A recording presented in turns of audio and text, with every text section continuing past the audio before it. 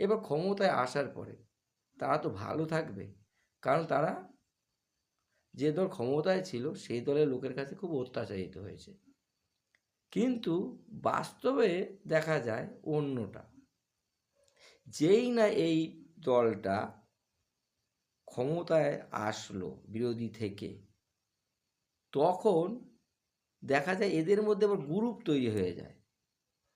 Group তৈরি হয়ে বলে এটা এই গ্রুপের, আমার গ্রুপের না, ও ওই গ্রুপের, আমার গ্রুপের না, এই বলে যারা নাকি দলের হয়ে খাটলো, দলকে ভোট দিল, তাদের আস্তে আস্তে সরিয়ে দিতে থাকে।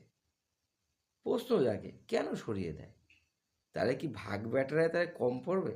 ভাগ বাটোয়ারা যখন তাদের কি কম পড়বে? ওই ভয়েই তাদেরকে একে একে সরিয়ে দিতে থাকে। আর যারা নাকি মেরেছে ক্ষমতায় থেকে, মেরেছে, তারা আবার ওই ক্ষমতায় যখন ছিল তারাও ওইখানে ছিল। আর যখন নাকি তারা হেরে গেল এবং যারা ক্ষমতায় আসলো, ক্ষমতাসীন পরবর্তী ক্ষমতাসীন দলের মাথায় বসতে শুরু করলো। কারণটা কি? তাহলে কি এই লোকগুলোকে নিলে তাহলে ভাগ দিতে হবে না? তাই করার জন্য, তার জন্য অত্যাচার যারা করেছে সেই অত্যাচারিত লোকদের আবার ক্ষমতায় বসানোর চেষ্টা করছে। তাহলে হয়তো এদের ভাগ টাগ দিতে হবে না। এইভাবে সূক্ষ্মভাবে পুরনো লোকদের সরিয়ে দেয় আর নতুন লোকদের এনে দলে দায়িত্ব দেয়। এইভাবে চলে।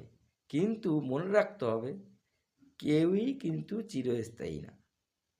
যদি চিরস্থায়ী হতো, মোগলরা শাসন করেছে, চলে গেছে, ব্রিটিশরা শাসন করেছে, চলে গেছে, কংগ্রেস শাসন করেছে, চলে গেছে, বামফ্রন্ট শাসন করেছে, চলে গেছে, আর যারা এখন আছে তারাও কিন্তু কালের নিয়ম অনুসারে তাদেরও চলে যেতে হবে।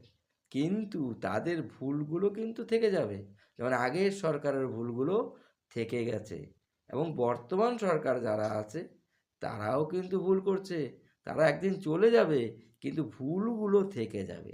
এইটা জানি মাথায় থাকে প্রত্যেকটা মানুষের, প্রত্যেকটা ক্ষমতাসীন দলের, প্রত্যেকটা ক্ষমতাসীন সরকার।